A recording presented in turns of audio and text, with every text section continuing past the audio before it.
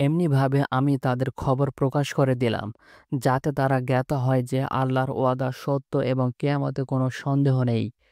যখন তারা নিজেদের কর্তব্য বিষয়ে পরস্পর বিতর্ক করছিল, তখন তারা বলল, তাদের ওপর সৌধ নির্মাণ করো। তাদের পালনকর্তা তাদের বিষয়ে ভালো জানেন। তাদের কর্তব্য বিষয় যাদের মত প্রবল হলো, তারা বলল, আমরা অবশ্যই তাদের স্থানে মসজিদ নির্মাণ করব।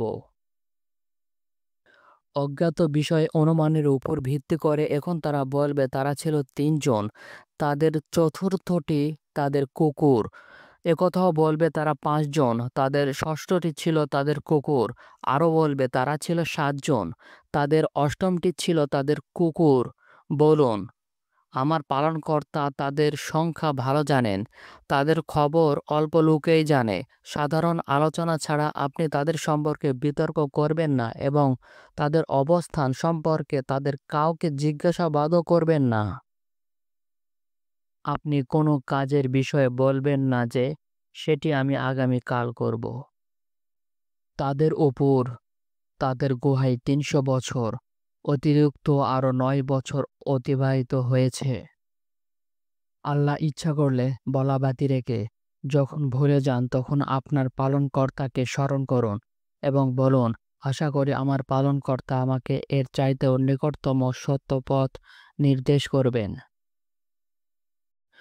বলুন, তারা কতকাল অবস্থান করেছে তা আল্লাহই ভালো জানেন। নবমণ্ডল ও ভূমণ্ডলের অদৃশ্য বিষয়ে জ্ঞান তারই কাছে রয়েছে। তিনি কত চমৎকার দেখেন ও শোনেন। তিনি ব্যতীত তাদের জন্য কোনো সাহায্যকারী নেই। তিনি কাউকে নিজ কর্তৃত্বে শরিক করেন না। আপনার প্রতি আপনার পালনকর্তার যে কিতাব প্রত্যাদিষ্ট করা হয়েছে তা পাঠ করুন। তার বাক্য পরিবর্তন করার কেউ নেই। তাকে ব্যতীত আপনি কখনো কোনো আশ্রয়স্থল পাবেন না। আপনি নিজেকে তাদের সংসর্গে আবদ্ধ রাখুন, যারা সকাল ও সন্ধ্যায় তাদের পালনকর্তাকে তার সন্তুষ্টি অর্জনের উদ্দেশ্যে আহ্বান করে, এবং আপনি পার্থিব জীবনের সৌন্দর্য কামনা করে তাদের থেকে নিজের দৃষ্টি ফিরিয়ে নেবেন না। যার মনকে আমি আমার স্মরণ থেকে গাফেল করে দিয়েছি, যে নিজের প্রবৃত্তি অনুসরণ করে এবং যার কার্যকলাপ হচ্ছে সীমা অতিক্রম করা, আপনি তার অনুগত্য করবেন না।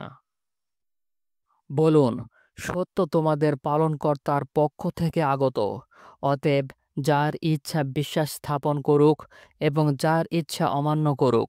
আমি জালেমদের জন্য অগ্নি প্রস্তুত করে রেখেছি, যার বেষ্টনী তাদেরকে পরিবেষ্টন করে থাকবে। যদি তারা পানীয় প্রার্থনা করে, তবে পূজের ন্যায় পানীয় দেওয়া হবে, যা তাদের মুখমণ্ডল দগ্ধ করবে। কত নিকৃষ্ট পানীয় এবং খুবই মন্দ আশ্রয়! যারা বিশ্বাস স্থাপন করে এবং সৎকর্ম সম্পাদন করে, আমি সৎকর্মশীলদের পুরস্কার নষ্ট করি না।